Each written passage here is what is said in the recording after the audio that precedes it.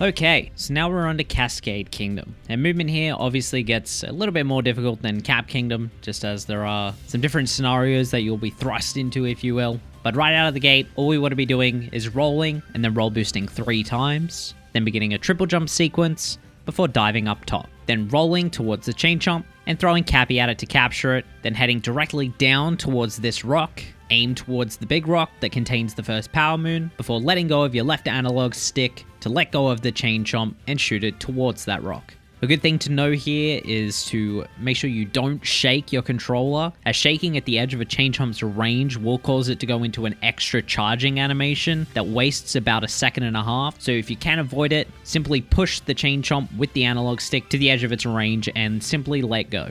But if that's a little bit uncomfortable for you, you can of course just shake to get through it if that's required. Then simply rolling towards the moon and long jumping into it after the cutscene plays. After grabbing the first moon, wait through and skip through all of the cutscenes, mash A and B to get through the Cappy text, then simply roll forward, roll boost twice into a long jump before jumping up top. Make sure to jump in the middle of this rock here, as it will cause this cutscene to play a little bit earlier. For whatever reason, the trigger zone just happens to be further out here. Then continuing to mash through the Cappy text, then jumping, ground pounding, cap diving, and diving up top, starting a triple jump sequence before cap diving and diving towards the dino, and then throwing Cappy at it to capture it. This movement here requires you to maintain a whole bunch of momentum, and using that momentum to get the distance towards the dino. If you're a little bit uncomfortable with Mario's movement, you might find yourself not really receiving this kind of momentum, as you might be touching bits of geometry that slow you down, or just not really maintaining the momentum you need to. Just take it slow,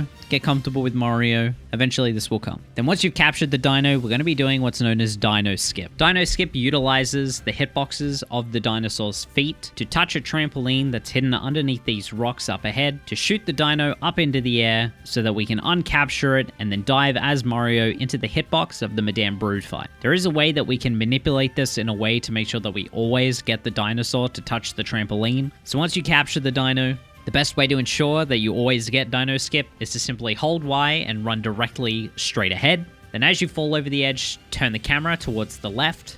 Then after the dinosaur has done its little stumble animation, turn it also to the left, and then head directly towards the trampoline in the rocks. You'll notice that Tyron has positioned the dinosaur quite literally on a direct path towards it. What we're going to be doing is, as soon as the dinosaur touches the trampoline and shoots up in the air, we're going to be curving it back around towards the right. Then at the apex of the dinosaur's boost, we can uncapture Mario, throw our Cappy to push us just a little bit forward, and then dive into the Madame Brood fight. Then, once you're in the Madame Brood fight, simply jump and dive towards her straight away, throw out Cappy to knock off the hat of the Chain Chomp, and then throw out Cappy again to capture it. Then shake twice to end up at the edge of the Chain Chomp's range, and whack Madame Brood in the face. An important note here is that Tyron is shaking again here, which would be 3 shakes in total, to get that extra shake animation, as when you're starting out, it can be a bit hard to make it to the edge of the Chomp's range without Brood catching up to you, and that extra shake can actually make it a little bit easier to make that cycle, if you will. But it is important to note that, again, if you're more comfortable doing the slightly more advanced strats where you actually just walk towards the edge of the range, then that's alright too. We just wanted to show off the basic movement first and foremost, and we'll get into the Madame Brood advanced strats towards the improvement section of this video.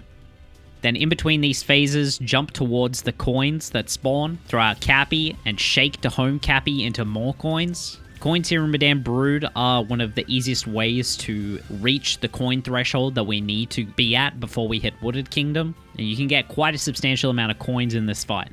Then just as Madame Brood begins to cock back the Chain Chomp again to throw at you, head back towards the edge of this grass line, wait for her to throw out the Chain Chomp, move out of its way of course. Then once you see the arrows on the floor, throw out and hold Cappy, move out of its range, get Cappy back, and instantly throw Cappy at the Chain Chomp to capture it. If you're too close to the edge, like Tyron is here, you can shake across, and then continuing to shake to get another boost on Madame Brood. And of course, in between the cycles here, grabbing more coins. Then just like before, heading out of the range of the Chain Chomp, throwing out Cappy again, and continuing to shake.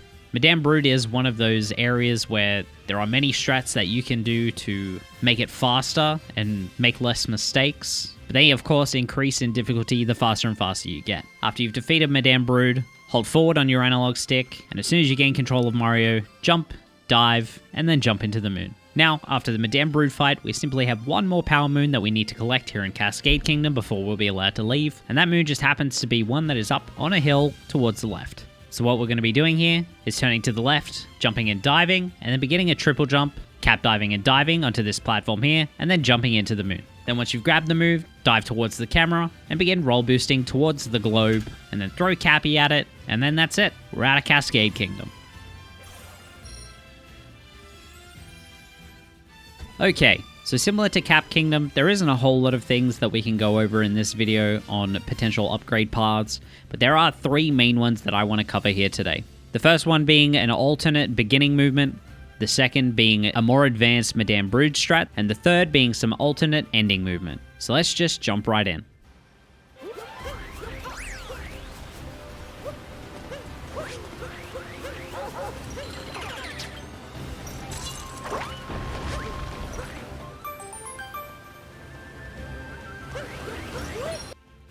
So for this first example, as you just saw, there isn't a massive time difference. Sometimes some of the improvements we can make in some of these kingdoms will come down to very minuscule time save, but there are a few things playing into it here. The first big difference, as you start to get a little bit more comfortable with Mario and going through runs, you'll start to be able to time your roll boosts at the beginning of the kingdoms a little bit better. So you may notice that Tyron instinctively begins rolling a little bit earlier here. The next thing that saves time is, of course, in the triple jump variant, you're obviously way higher than you need to be. So when you try and dive onto the platform up top, you are wasting a little bit more time in the air versus the simple double jump method where you're actually much, much closer to the floor. And the last big thing that's saving time here is the fact that as you get more comfortable with the chain chomp, you will, of course, start to understand just where the edge of its range is. So you will be able to let go way sooner and just rake in that tiny, tiny time save.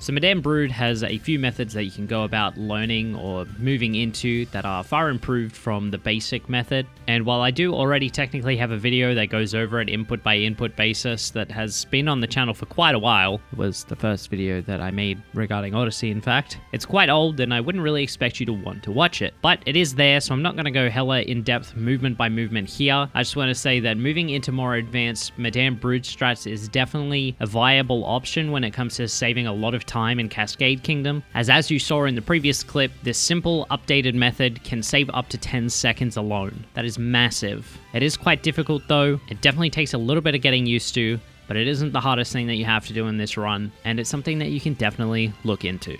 Most of the time save here, though, comes from the fact that you don't have to run around as the chain chomp and you are just grabbing it straight away, and the fact that the chain chomp is always automatically close to the end of its range, so you are basically slinging it back towards Madame Brood straight away again, which obviously is much faster than running around like a headless chicken. There are further improvements that you can make to this even still in regards to not having to motion shake, which I mentioned before, which can save additional time during this fight. But other than that, it's really kind of just a 1-2 punch of practice a little bit, do slightly harder movement, and save upwards of 10 seconds.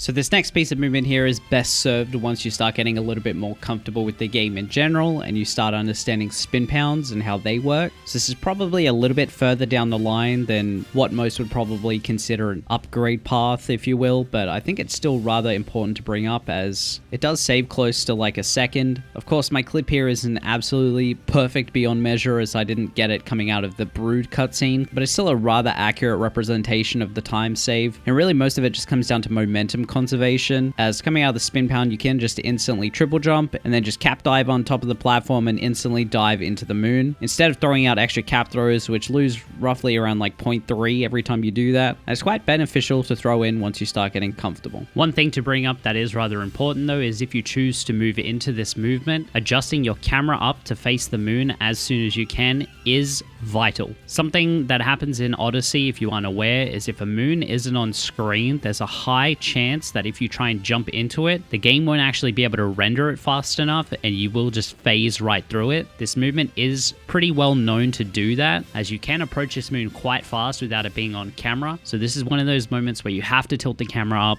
because you're just going too heckin' fast. But that's it for Cascade Kingdom gamers. Thank you so much for watching. I hope this was helpful in some way. If you haven't already checked them out, both mine and Tyron's social links are down below in the description, as well as some other resources that can help you along in your Odyssey journey adventures. Be sure to check them out, and I'll see you guys in Sand Kingdom.